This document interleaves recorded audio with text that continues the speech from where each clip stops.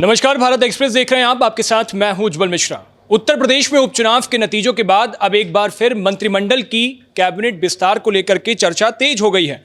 UP में मंत्रिमंडल विस्तार की तैयारी चल रही है और उसी के साथ कई तमाम चेहरों ने अपनी लखनऊ परिक्रमा, दिल्ली परिक्रमा शुरू कर दी है। हर किसी का अपना अपना पावर सेंटर है, हर कोई अपनी अपनी पहुंच है और तमाम वो लोग जो मंत्री बनने की चाह लिए फिर रहे हैं, वो तमाम लोगों ने अब चक्कर लगाने शुरू कर दिए हैं। आपको बता दें कि उपचुनावों के बाद तमाम जो विधायक हैं वो ये सोच रहे हैं कि इस बार अगर मंत्रिमंडल विस्तार हो तो उनको जगह मिल जाए। और उसी के साथ पिछले बीते दिनों तमाम ये चर्चाएं चली कि उत्तर प्रदेश में जो मौजूदा प्रदेश अध्यक्ष हैं उनको भी योगी मंत्रिमंडल में लाने की तैयारी चल रही है और वो भी एक बार फिर से मंत्रिमंडल में आ जाएंगे, मंत्री बन जाएंगे और प्रदेश अध्यक्ष की कमान किसी और को सौंप दी जाएगी।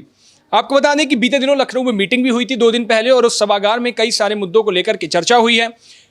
चर्चा ये भी हुई है कि जिस तरीके से समाजवादी पार्टी ने और इंडिया अलायंस ने अपना समाजवादी पार्टी तो लगातार उस पर आगे बढ़ रही है, पीडीएफ फॉर्मूला बनाया है, उसी फॉर्मूले को लेकर बीजेपी भी अब दलितों पर खास तौर पर ध्यान देने वाली है और इसके साथ साथ महिलाओं के मुद्दों पर भी बीजेपी अब उत्तर प्रदेश में फोकस करने वाली है। आपको बता दें कि उपचुनाव में जीत के बाद जो विस्तार की चर्चाएं मिल रही हैं उसमें तमाम तरह के नए नए लोगों के नाम भी सामने आ रहे हैं जो नए मंत्री बन सकते हैं और अपनी अपनी जुगाड़ लगाना लोगों ने शुरू कर दिया।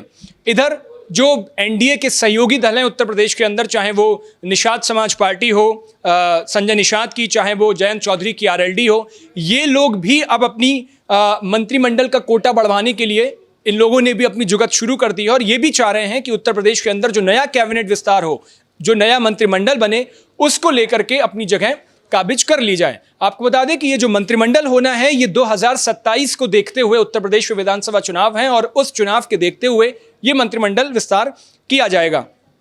2027 को लेकर के जो समीकरण सेट किए जा रहे हैं उन समीकरणों को आधार बनाकर ही ये तमाम जो कोशिशें बीजेपी अभी कर रही है, इन कोशिशों को जारी रखा जाएगा। चाहे वो जातिगत समीकरण हो, चाहे वो महिलाओं को लेकर के समीकरण हो। बीते दिनों आपने देखा होगा कि अब जो देश भर की सियासत है वो महिलाओं के इर्द गिर्द घूमती है। चाहे वो महाराष्ट्र की बात कर लीजिए, लाड़की बहना योजना चलाई गई, चाहे मध्य प्रदेश की बात करिए, जब मध्य प्रदेश में बीजेपी ने चुनाव जीता तो वो भी लाडली बहना योजना के दम पर चुनाव जिताया गया। इधर दिल्ली में अरविंद केजरीवाल की पार्टी आम आदमी पार्टी ने महिलाओं के लिए कई योजनाओं का लाभ दिया है, चाहे वो मुफ्त बस की यात्रा हो, चाहे वो 1000 रुपए बैंक अकाउंट में डालने की बात हो। तमाम पार्टियां अपने अपने हिसाब से महिलाओं के हितों में ध्यान रख के उनके लिए चुनाव से पहले योजनाएं लाती हैं और उसके बाद उन पर क्रियान्वयन करती हैं।